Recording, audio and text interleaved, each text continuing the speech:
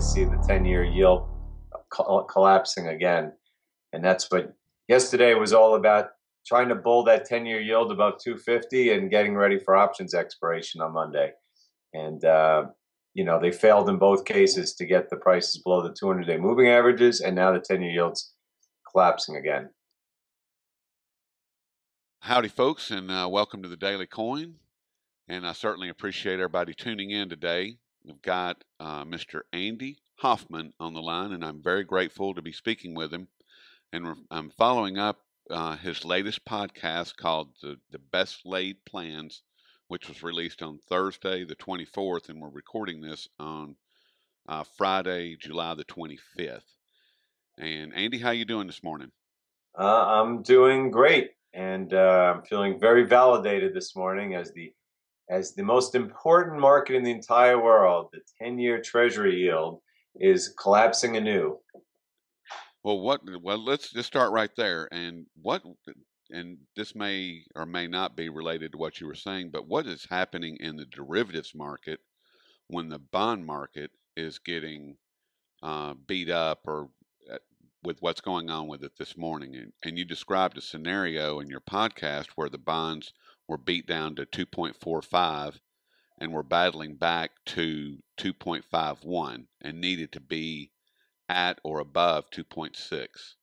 With all this movement in the bond market, what is happening with the credit default swaps and interest rate swaps?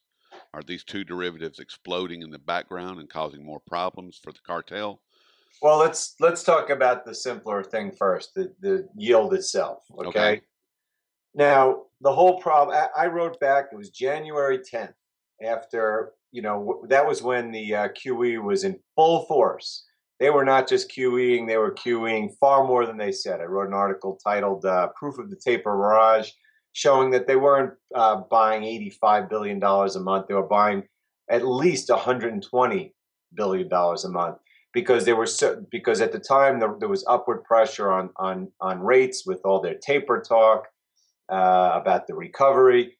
And so they were fighting tooth and nail. And then when the Chinese came in and started selling en masse treasuries starting in December, and then all of a sudden the so-called Belgian buyers showed up to buy 90% of their GDP worth of treasury bonds, it was clear that they were just in all-out covert QE mode. And I wrote in January an article called 3.0% Enough Said, saying the Fed will do absolutely anything to prevent that 10-year yield from rising above 3%. And why is the 10-year yield important? Because it's what mortgage rates are set off. And frankly, it's probably, aside from LIBOR, another rigged yield, the most, the interest rate where more interest rates are pegged off of than anything in the world. So the problem was, they thought, oh, we're in control here, we're fighting 3% and winning, and everyone thinks the economy's getting good, which is great. The problem is, suddenly around April, interest rates started plummeting, and the 10-year yield fell as low as 2.41%. And that was with them aggressively tapering, saying, oh, we're not buying 85 billion, we're buying 75, 65, 55. So, and that's with the Chinese selling treasuries. So the point was that all of a sudden a huge bid has come into the treasury bonds at a time when the ridiculous, idiotic Fed is scratching their heads, going, "Whoa, but look, I thought there was a recovery. Why aren't people selling bonds? They're buying them." And at that point, the Fed has clearly started to sell covertly. Frankly, I think that they talk about the exit strategy. I think the exit strategy is going on today. I think they are selling as many of their 10-year bonds as they can, because they are so terrified that rates will plunge. And anyway, back in May, when I started to see this happen, which anyone should be able to figure out it's going to happen, given that we had negative 3% GDP growth in the first quarter, not that it was published yet. I wrote an article called 2.6% Enough Said, because the point was, when they started their tapering propaganda scheme last May or June, which coincided with the big smash in gold when Obama met all the too big to fail banks being in a closed door meeting. Interest rates, the 10-year yield was about 1.6, 1.7, and then it rocketed up and created a huge floor plateau level around 2.6.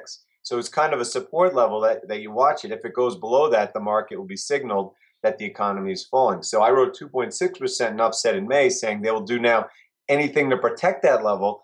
And because the next week I wrote an article called "Proof of the most damning proof yet of QE failure," because the point is, if you have plunging rates when the economy is supposedly recovering and the Fed is getting ready for an exit strategy, clearly something's wrong. So they protected and protected and protected, and finally it broke through 2.6, got as low as 2.4, and now it's sitting around, now it's 2.48.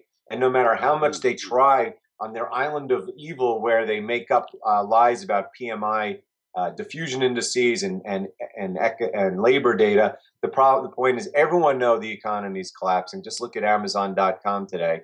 And yesterday's big attack on gold and silver was all about not only preparing for Monday's option expiration day, but also to try to bull that rate higher on the above 2.5. They put out some ridiculous lies about diffusion indices in Europe and China, and they got it up to 2.51 for a day. And here we are the next day plunging again. So to the point about Treasury yields, they decidedly failed in what they were doing yesterday in a major way, not to mention gold and silver both held their 200-day moving averages.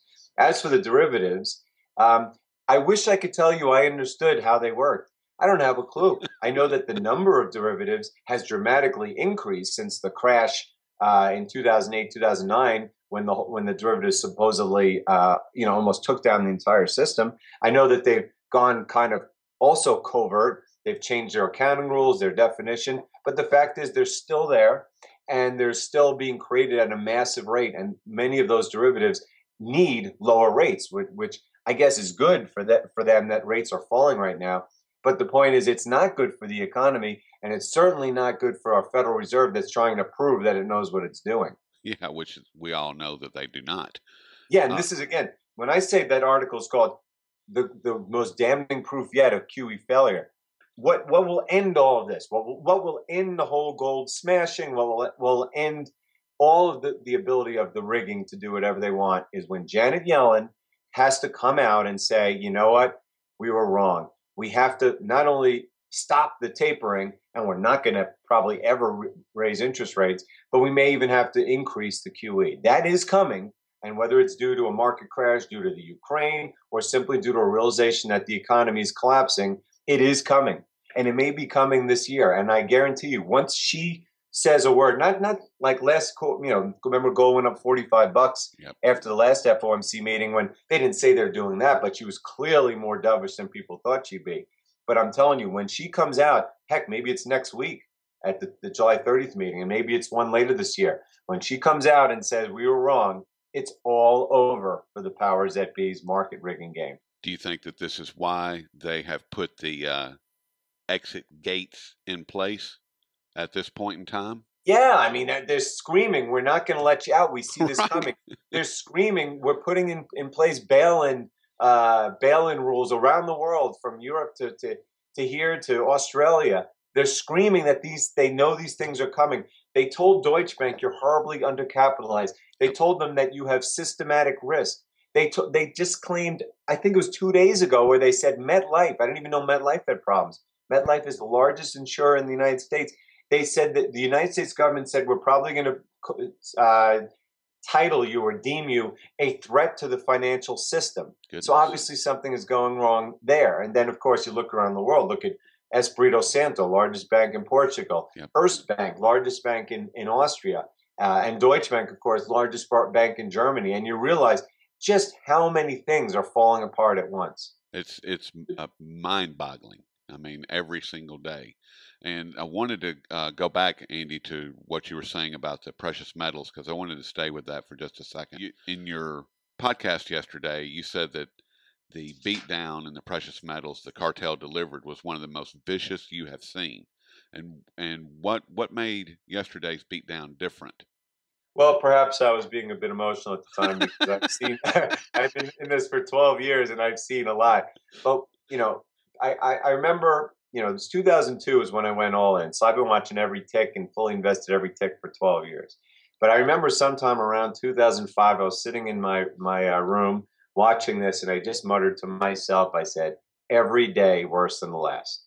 And that's about 2005, like 9 years ago. Wow. And I'm talking, of course, about the level of manipulation. Yes. And you go across the years from the daily stuff to the big hits like the May Sunday night Paper Silver Massacre in May 2011, Operation PM Annihilation 1 in September 2011, Operation PM Annihilation 2 in December 2011, the Leap Day violation in February 2012, and of course April 12th and 15th of 2013, which I call the alternative currencies destruction. You can even look at those big named hurricane storms, okay? Yep. And still they don't compare to what we've seen lately, where on 100% of the time, gold is knocked lower at the 4 p.m. open of the Globex market.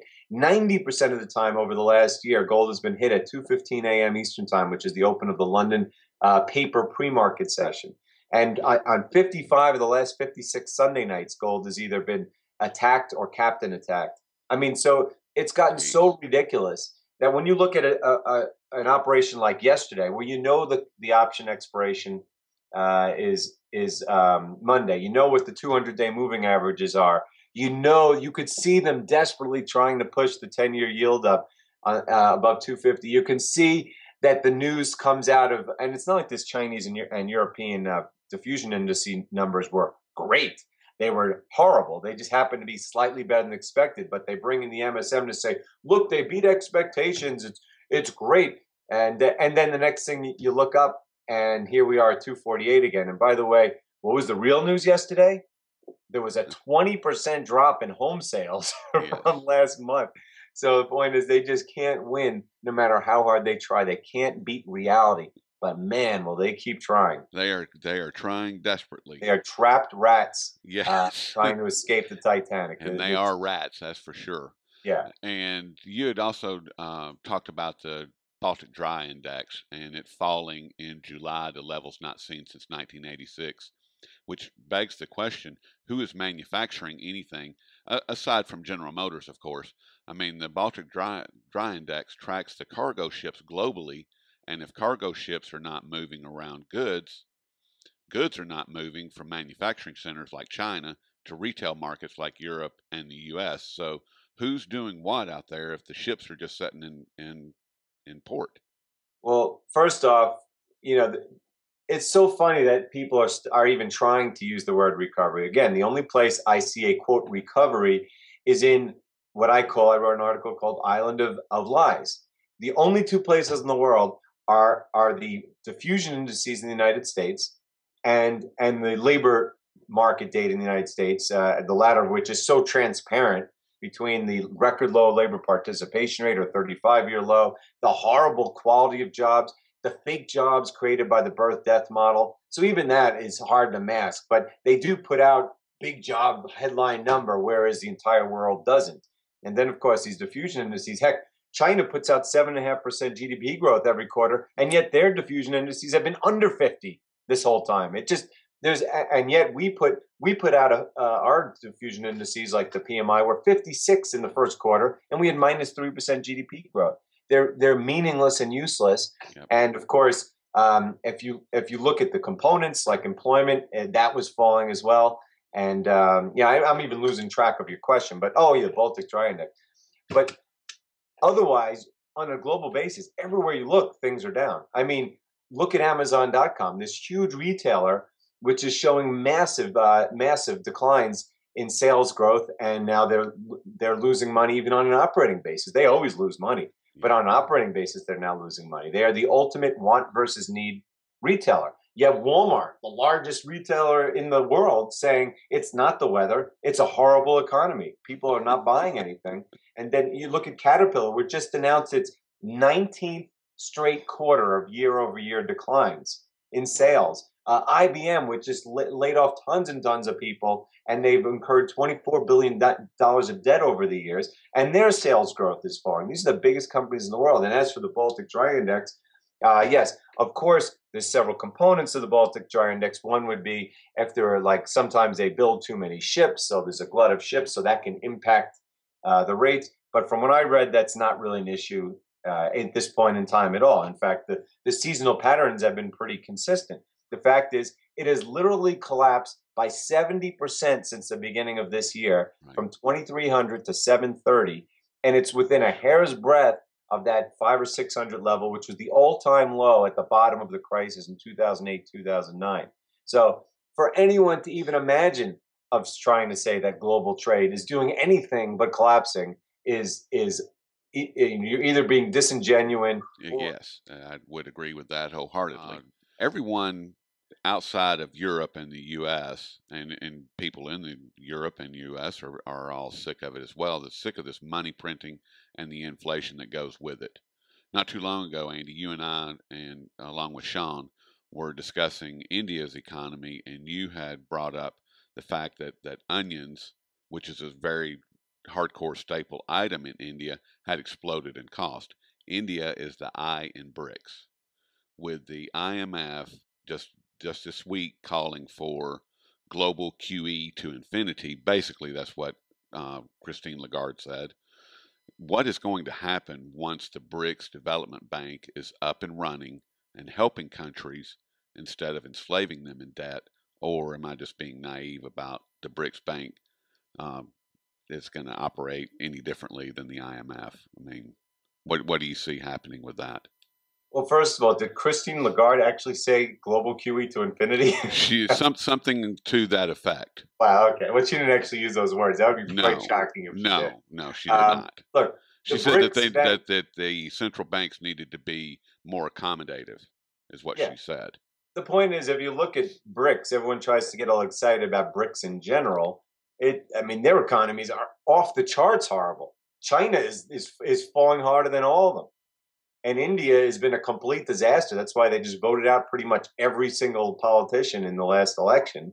And they've had huge inflation, and they've done all these dumb things like trying to put tariffs on gold and silver. All they did was create record imports of silver last year and a record black market of gold. You look across the board. I mean, Brazil they're apoplectic. They're on the verge of massive inflation. The economy's falling apart.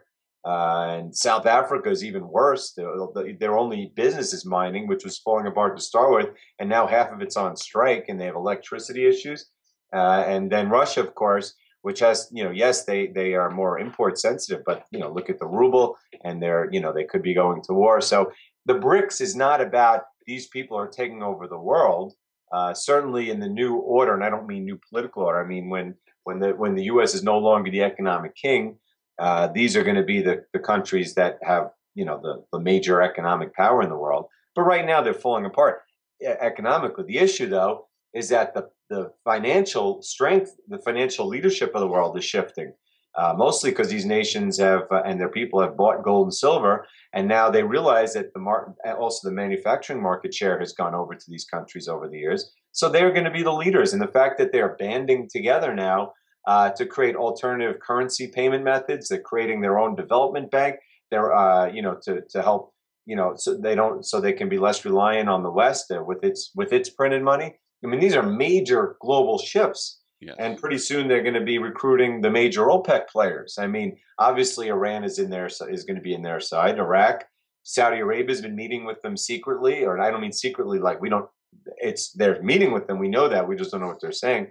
So the power of the world is shifting east. The BRICS are going to be the leaders, not so much South Africa, of course, but China and Russia. And it's what they're doing now is historic, right in front of us. And that's why it's amazing how people could see this and not be rushing to at least put a portion of their net worth into real money.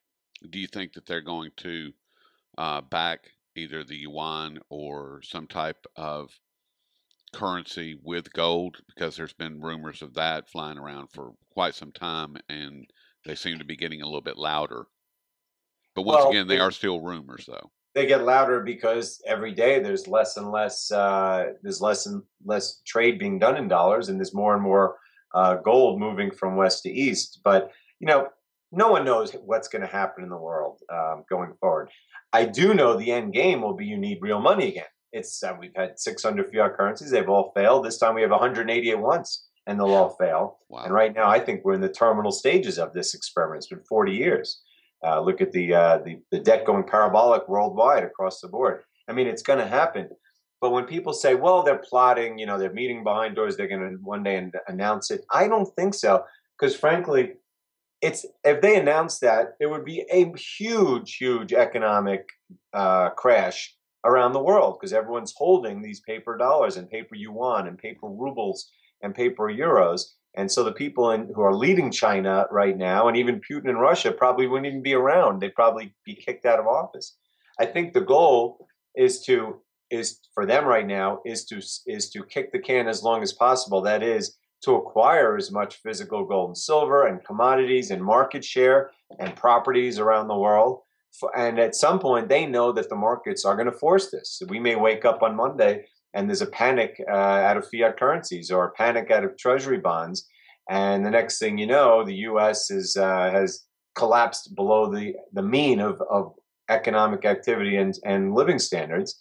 And at that point, they'll be forced to do something. So I think it's really the markets will force this in time as opposed to them saying one day, yeah, we're going to do it again. I get so many questions about, things like, will the U.S. confiscate gold or will this and that? Will they do this?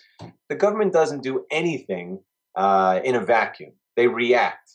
That's why I wrote an article called Priceless Precious Metals or Worthless Dollars a year ago. It's kind of my answer several years ago. It's my answer to all the what if questions. Nothing happens. You're not going to wake up tomorrow and say, oh, they're trying to confiscate gold. The world will collapse. The dollar will fall apart. And then they'll say, well, we're going to do it. And at that point, you'd just be happy that you have something that's priceless as opposed to worthless. And the same goes for these plans. Yeah, they may even be talking about plans in the BRICS meetings. Yeah, we're going to have to someday back the yuan. We know it, but it's not like they're just going to come out and do it tomorrow. They're going to wait until the circumstances force it, and then of course they're going to do it. And hopefully, if they're smart, they will be preparing rather than the deer in headlights situation like in 2008, where everyone was stupid and acted like they had no idea this was coming.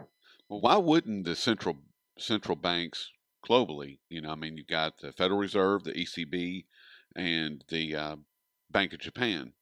Why would these guys not just simply keep printing money and allowing the 1/10 of the 1%ers to continue buying everything with their free currency? Because that's really the only thing that is keeping the economy, the global economy, going. Or am I completely wrong in that? No, that's exactly what they do. That's what a Ponzi scheme is. Yeah, but why wouldn't they keep doing that? They will. They have to do it. It's not a matter of whether they want to do it. If a Ponzi scheme, the only way a Ponzi scheme maintains itself is to grow exponentially larger and also to maintain the confidence of all the people that are at the lower rungs of it. So they have to keep printing. They have to not just print, they have to print more. They're way past the point of peak debt. They're past the point of diminishing returns right now. They literally just have to keep going and going. Like Japan's a perfect example. They're 10 years demographically older than us, so everything happened 10 years before us. Their market crashed, the real estate, their money printing schemes, and now look where they are. They're at the point where they're at 250% debt to GDP. They have to buy literally every treasury bond. Now they're buying stocks because the demographic, the people aren't buying anything, and it's the same thing. They will have to just print, and buy, and luckily for them, the 1%ers, they actually benefit from it until everything falls apart. So it's not a matter of whether they want to; it's a matter that they have to. So what's going to blow it up? If they've got this magic power called the printing press, and it just automatically prints money whenever they say to, and the value of it collapses. I understand if you ask me what it meant, I wish it's a $64,000 question. It could be anything. I don't know. Well, but as far as the population, you know as well as I that the people here in the United States, they're perfectly content. No. Everything's fine. No. 25, 20%. That statement makes no sense. We have a 35-year low in the labor participation rate, a 40-year low in real wages. We have 52% of the public on entitlements right now. Right. There are no real jobs there. There's certainly no full-time jobs. No one pays benefits anymore. Look at Amazon.com. No one's buying. No one's going to Walmart and buying unless it's on the first day of the first hour, the first day of the month when their EBT cards come. And there's the 1%ers on Wall Street that are lucky enough to benefit from this, they're content. But I mean, to say that America's content, America's not rioting in the streets because the Right. dollar hasn't fully collapsed yet. But as you know, food prices in this country up 20% this year alone. At And least. people I mean, the average, I think half of people have less than $2,000 of savings. So people are decidedly not happy, and they're going to be a lot less happy when the economy gets worse and the dollar's purchasing power gets even less. Well, and the reason that I made that statement, and if it sounds ridiculous, then so be it. But the fact of the matter is that I work in retail, which means that I see a wide section, or very very broad section, of the populace. It's on a small scale, of course. I mean, it's just a microcosm, but it's a very very wide spectrum, and none of these people are upset. Not one. Not one of them. They're all smiling. They're all happy. Everything's good. They got their EBT card. They got their whatever, and they're not. Well, if they have EBT cards and they're smiling, that doesn't necessarily mean they're happy. People, there's a human nature and to try to be optimistic if you possibly can be. But I mean, across the board, the evidence screams otherwise. I mean, the fact that people are in public crying, heck, in 2008 at the bottom, people in public weren't crying. But people are strained. Relationships are strained. People are living at home. There's an all-time low home ownership rate, rising divorce rates, bankruptcies, you name it. Student loans. You have $1 trillion of student loan debt of people that can never pay them back. They're not even allowed to pay them back. They can't be discharged by any means. These people are living under great strain. And all we have is, the last couple of years, the government bowled up the stock markets by printing money and made it look maybe a little better than possible. Maybe there's some hope out there. But again, this is just because the dollar has more purchasing power than the rest of the world as a reserve currency. You go around the world and you see real major social unrest. And I'm not just talking about in Iraq. I'm talking about Thailand, Argentina, Brazil, India, Greece. I mean, these are real countries. These are supposed first world countries. Spain, Italy, they've kicked out the president 3 times in the last 3 years. And then, of course, places like the Ukraine and the Middle East, where you could have World War III break out any minute. It's all relative. The fact that the U.S. still has more purchasing power than most makes it look like everyone's content, but clearly the numbers here are horrible, and around the world they're even worse. And believe me, it's no surprise, starting with the Arab Spring 3 years ago, which was right after the big money printing spree started. And the Arab Spring started because those are the countries where people spend the highest percentage of their income on food. Starting there, you've seen a rapid spread around the world of social unrest. And that's why they are so desperate to keep the Dow Jones propaganda average up and keep interest rates from rising and now keep them from falling. They got to keep everything doing what they want. They can't let gold go up, God forbid. So there's a lot of balls being juggled in the air, but they're just losing, and they're losing in a huge way. And today is just a perfect microcosm. They put every paper shorting effort into hitting gold and silver yesterday and putting out propaganda data saying we're having a recovery in Europe and China. And here we are a day later with rates at much lower levels than they started yesterday. And again, all you have to do is look at Amazon.com, which frankly, Walmart is to need versus want items, as Amazon is to want versus need items. And their sales plummeting, they're losing money on an operating basis because no one is buying anything. Okay. Well, and I appreciate you setting me straight there. I'm not setting you straight. I'm just there's a lot of party line that gets put out in the propaganda, and my reason to be is to make sure that propaganda is refuted at all times.